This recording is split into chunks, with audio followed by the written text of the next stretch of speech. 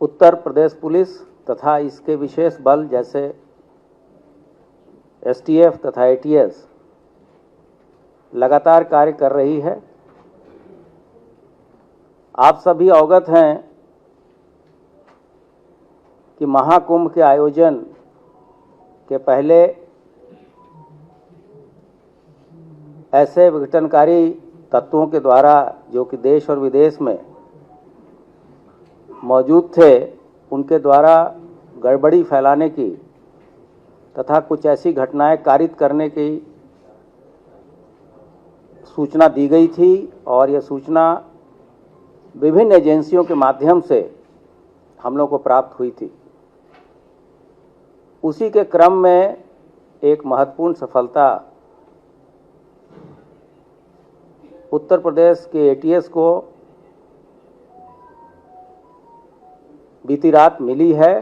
और ये कार्रवाई उत्तर प्रदेश पुलिस की एसटीएफ तथा पंजाब पुलिस के द्वारा जॉइंट ऑपरेशन में की गई है।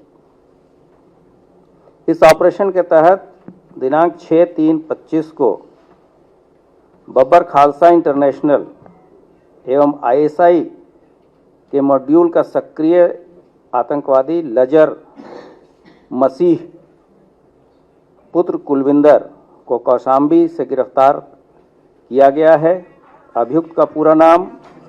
लजर मसीह पुत्र कुलविंदर, निवासी ग्राम कुरलिया, थाना रामदास, अमृतसर, पंजाब है। जो बरामदगी हुई है उसमें 3 सक्रिय हैंड ग्रेनेड, 2 अदद सक्रिय डेटोनेटर,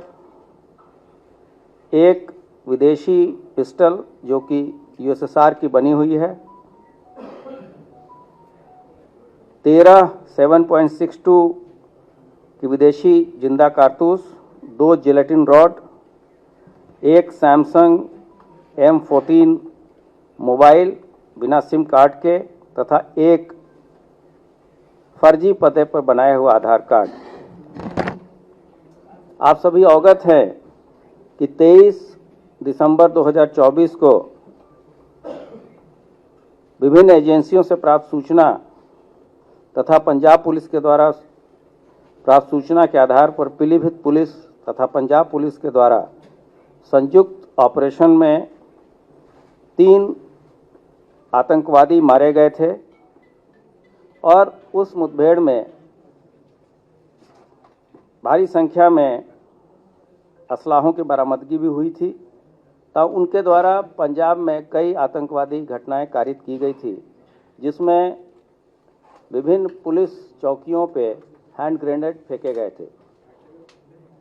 उसमें वो लोग वांछित चल रहे थे।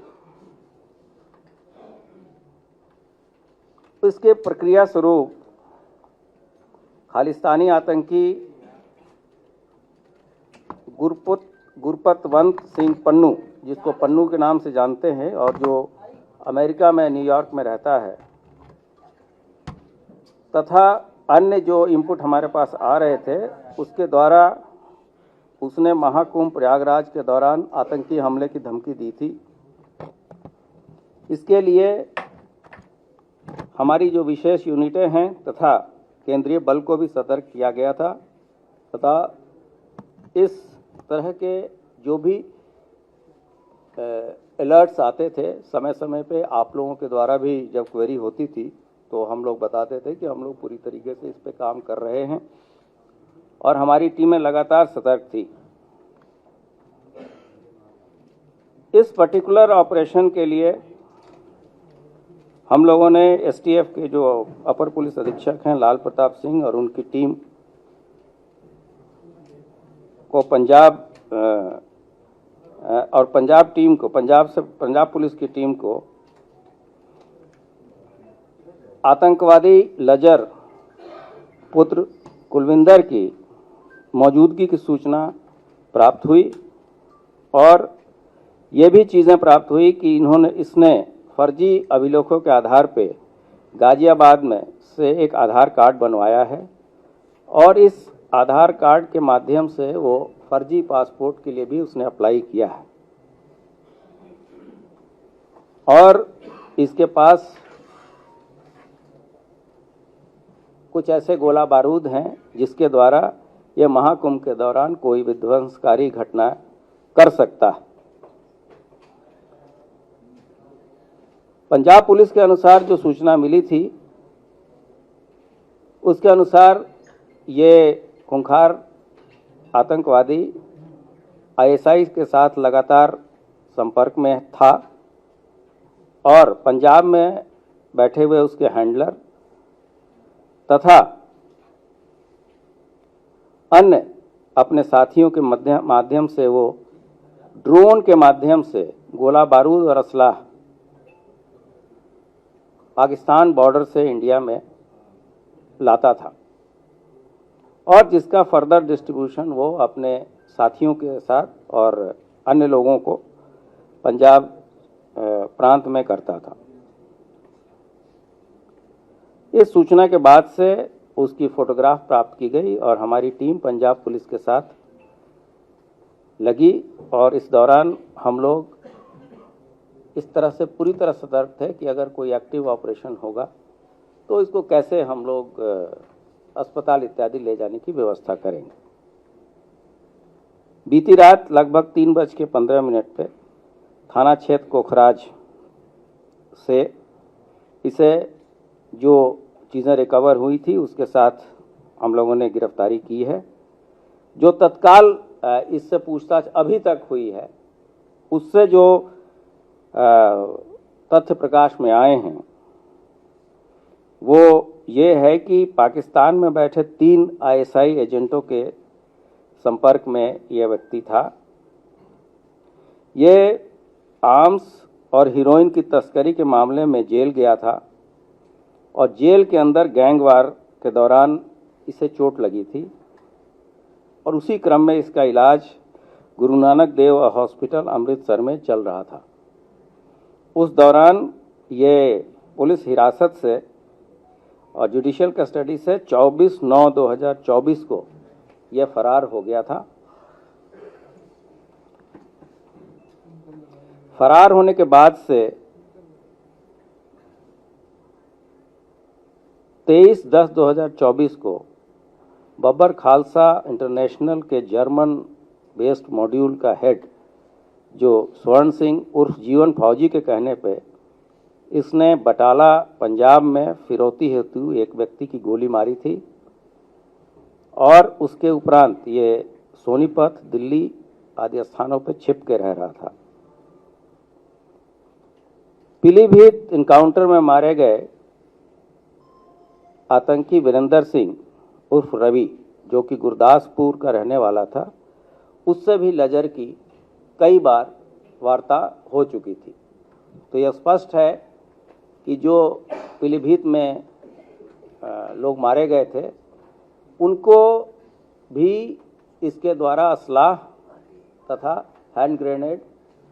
जिसका उपयोग उन्होंने विभिन्न पंजाब में जो घटनाएं उन लोगों ने कारित की थी उसमें जो गोला बारूद मुहैया कराया गया था वो इसी के द्वारा और इसके साथियों के द्वारा मुहैया कराया गया था। इसके अलावा मुक्तसर जेल में जब ये बंद था तो वहाँ भी इसकी पहचान अन्य कैदियों से हुई जो कि पाकिस्तान बेस्ड आईएसआई एजेंट के टच में थे। ये भी बात संज्ञान में आई कि इनके और इनके साथियों के द्वारा पंजाब बॉर्डर से ड्रोन के माध्यम से विदेशी असलहे ग्रेनेड तथा मादक पदार्थ जैसे कि हीरोइन आदि की सप्लाई प्राप्त की जाती थी। इसमें अभी जो है इस चीज़ों को पंजाब पुलिस के साथ शेयर करके आगे की विवेचना भी देखी जाएगी।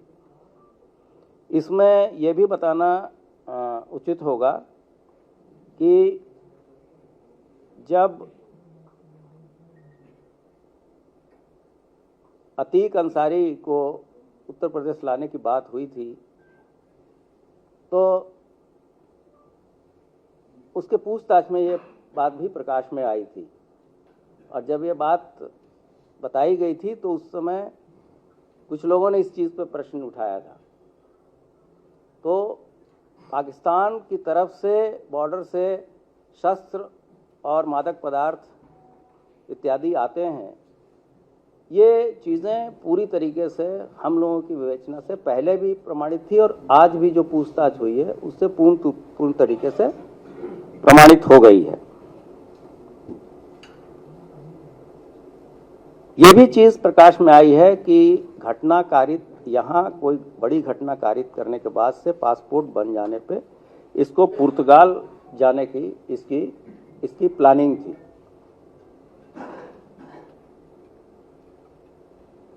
और पंजाब में पुलिस चौकियों पर हुए ग्रेनेड के हमले, जिसकी जिम्मेदारी बब्बर खालसा इंटरनेशनल के जीवन फौजी और स्वर्ण सिंह ने ली थी, उन सभी घटनाओं में लजर या उसके साथियों द्वारा ही हैंड ग्रेनेड उपलब्ध कराए गए थे। हैंड ग्रेनेड और रिकवरी की चीज़ें हैं, उसके फोटोग्राफ अभी हम लोग आपको अपने ग्रुप पे शेयर कर देंगे। इसी तरीके से उसने कुछ और साथियों के भी नाम बताए हैं, जो कि कुछ लोग यूएसए में रहते हैं, कुछ लोग पुर्तगाल में रहते हैं, कुछ लोग कतर में रहते हैं, और इससे ये सिग्नल ऐप पे बातचीत करता है। जैसा कि मैंने बताया कि इसकी प्लानिंग घटना के बाद पुर्तगाल जाने की थी, लेकिन महाकुंभ के दौरान जो चेकिंग और पुलिस की मुस्तैदी वहाँ थी, इसके कारण ये वहाँ कोई घटना कारित करने में सफल नहीं हो पाया और इस दौरान वो कौशाम्बी, लखनऊ तथा कानपुर में जगह जगह बदल के इस दौरान ठहरा है। ये उसका कहना है। इन चीज़ों को हम आगे भी वेरीफाई करेंगे कि ये कहाँ कहाँ रहा है इस दौरान और किसके संपर्क में रहा है।